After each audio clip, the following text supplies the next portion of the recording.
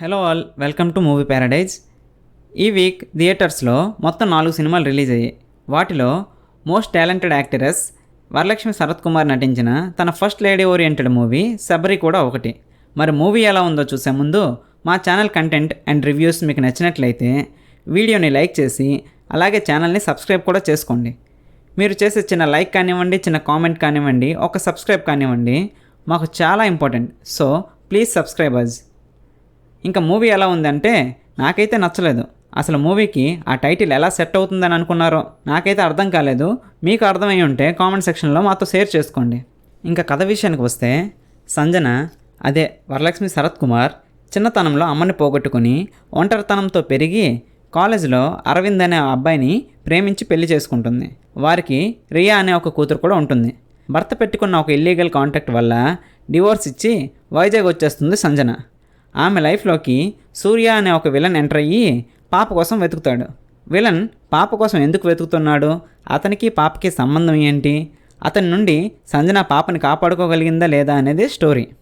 కథ బాగానే ఉంది, కానీ అది ప్రజెంట్ చేసిన విధానం బాగాలేదు. మూవీ మొత్తంలో ఎక్కడా కూడా గ్రిప్పింగ్గా కానీ ఎక్సైటెడ్గా కానీ రన్ చేయలేదు. ఈవెన్ ప్రీ ఇంటర్వెల్ క్లైమాక్స్ కూడా ఎక్కడ ఇంట్రెస్టింగ్గా కానీ తర్వాత ఏమవుతుందని ఎక్సైటెడ్గా కానీ అనిపించదు. జస్ట్ అలా స్టోరీ రన్ అవుతూ పోతుందంతే. పెర్ఫార్మెన్సెస్ విషయానికి వస్తే లీడ్ యాక్టర్స్ అందరూ బాగానే చేశారు.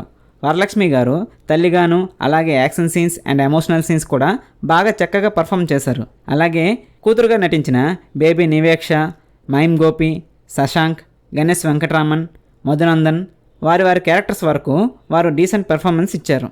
టెక్నికల్ డిపార్ట్మెంట్ విషయానికి వస్తే డైరెక్టర్ అనిల్ మంచి స్టోరీ అండ్ మంచి ట్విస్టులు కూడా రాసుకున్నారు, కానీ ప్రెజెంటేషన్ మాత్రం సరిగ్గా చేయలేదు. గోపి సుందర్ మ్యూజిక్ అంతగా బాగాలేదు. బీజిఎమ్స్ రిపీటెడ్గా విన్నట్లు అనిపించింది. సినిమాటోగ్రఫీ ఈజ్ ఓకే, ఎడిటింగ్ కూడా కాస్త ఓకేగా అనిపించింది. పాజిటివ్స్ విషయానికి వస్తే పెర్ఫార్మెన్సెస్ తప్ప చెప్పుకోదగ్గ పాజిటివ్ ఎలిమెంట్స్ ఏమీ లేవు మూవీలో. నెగిటివ్స్ విషయానికి వస్తే ఇవి మాత్రం బోలెడున్నాయి మూవీలో.